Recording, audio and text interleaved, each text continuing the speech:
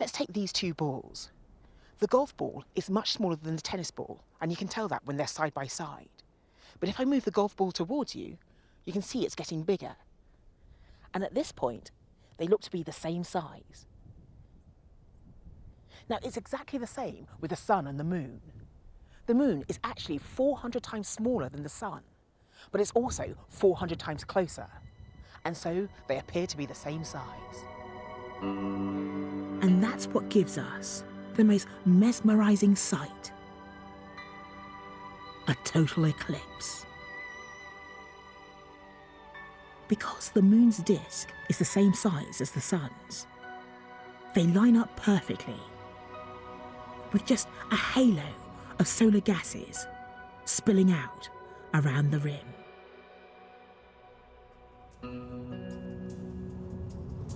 I always thought that there must be some astronomical reason for this, something in the physics to make it so. But no, it's just a cosmic coincidence. It happens because right now, the moon is just the right distance from the Earth. But in the future, as the moon keeps drifting away, its disk will be too small to cover the sun, and will lose the magic of a total eclipse. And then what? As the moon moves away from us, how will life change here on Earth?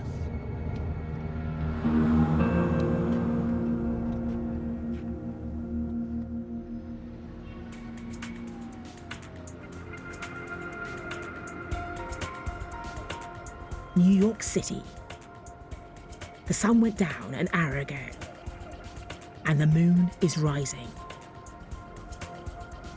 It may look familiar enough, but this moon is smaller than normal in the night sky. That's because it's further away. Not much, an extra 10%, just 24,000 miles. But that makes a big difference. The spin of the Earth has slowed down, and days are getting longer. The sun will not rise here for another 20 hours.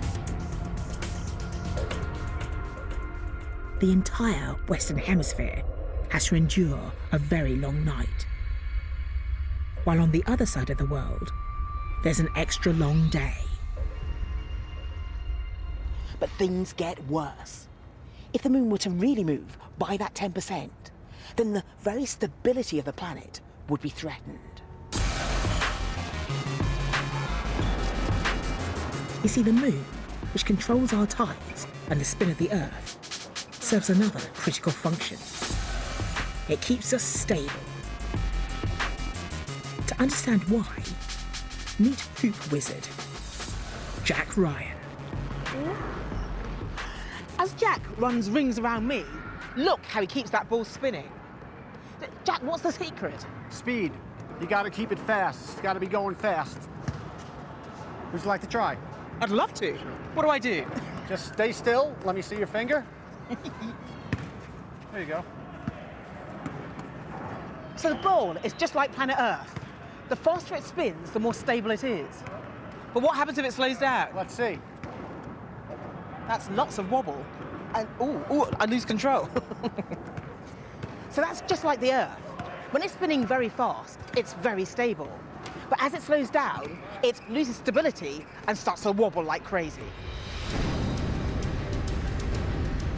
Ever since the Great Collision that formed the moon, the Earth has been tilted, spinning at a constant angle of 23 degrees. This tilt has played a crucial role in shaping our climate. If the Earth wasn't tilted, if it were upright, then the sun's light would shine evenly over the surface throughout the year, always overhead at the equator and barely reaching the north and south poles. The temperature would be constant throughout the year. There'd be no summer or winter, no variation at all. But because of that 23 degrees tilt, the light hitting the Earth's surface varies throughout the year. It's this variety of light that's so important. It means that throughout the year, conditions on the planet are always changing. In our summer, the light favours the northern hemisphere, giving us warmer temperatures and longer days. But 6 months later, as the Earth travels to the other side of the sun, the light now favours the southern hemisphere, leaving us in the cold and dark, with shorter days and longer nights. In other words, we have seasons. The life cycle of so many animals and plants is driven by the beat of the seasons. A burst of life in spring, balmy days of summer, migration in autumn, a fight for survival in winter. But the Earth only stays at this 23-degree tilt because of the moon's stabilising effect. As the moon keeps drifting away, the angle of the tilt will change. And over time, the Earth will wobble. And what will happen then? It's possible we'll go the same way as Mars. Mars, our planetary neighbour. Today, it spins at an angle of 25 degrees, very similar to Earth. But it used to spin at a very different angle, anything up to 60 degrees. You see, unlike Earth, Mars has no large moon to keep it stable, so it wobbles chaotically. It could almost tip over onto its side. We may suffer the same fate if our moon moved just that 10% further away. It makes me wonder, what would our world be like? Probably very wet. If the Earth tipped over and spun on its side, then for 3 months of every year, the poles would be exposed to direct, unrelenting sunshine. Pretty quickly, the ice caps would melt, and a huge amount of fresh water would flood the world's oceans. Sea levels would rise by more than 60 meters. Every coastal city in the world would be gone. And inland areas that survived would be transformed. Las Vegas is dark and very cold. It's -20. Because the sun is pointing directly at Antarctica, for 3 months, Vegas is in the grip of an Arctic winter. But in spring, the sun rises higher and higher in the sky.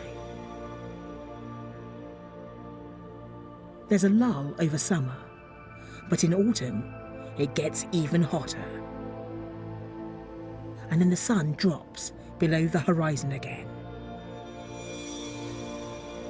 And 3 months of freezing winter return. Could we survive? Probably, with enough air conditioning and artificial light. But what of our life forms? Dr. Lynn Rothschild is an astrobiologist working for NASA. Death Valley is the hottest place in North America. And it turns out that as the moon recedes from the Earth, as it goes away, there are going to be times that the Earth tips over further on its side. And what's going to happen then is that there are going to be parts of the Earth that become excruciatingly hot in the summer, much hotter than Death Valley is today. And in the winter, these same places are going to be bitterly cold, much colder than your freezer. There are organisms that can survive at reasonably low temperatures. Think of penguins and whales and so on. But high temperature is extremely tricky. When you get up at about 70 degrees centigrade, which is hot, but it's nowhere near the boiling temperature of water, chlorophyll breaks down. So all the greenery you see around you would be gone. So that means no photosynthesis. Absolutely. So no photosynthesis, and that's what drives life on Earth today is photosynthesis. Now, as you go up even beyond that, your nucleic acids end up breaking and unraveling, and this is your very genetic material. So clearly you cannot survive without these. There are some microbes with a very unusual genetic structure which can live in volcanic mud pools and geysers at temperatures over 100 degrees. But they can't cope anywhere cooler. And that's the problem. If the Earth tips over, the seasonal shifts will be too fast and too extreme for evolution to keep pace. Even though there are a few organisms that can adapt to living in excruciatingly hot temperatures, and there are plenty of organisms that can live at very cold temperatures, much colder than your freezer at home, to have the same organism being able to shift between these extremes during the course of a single year is nearly impossible. And I suspect that we're not going to ever evolve one that can do that.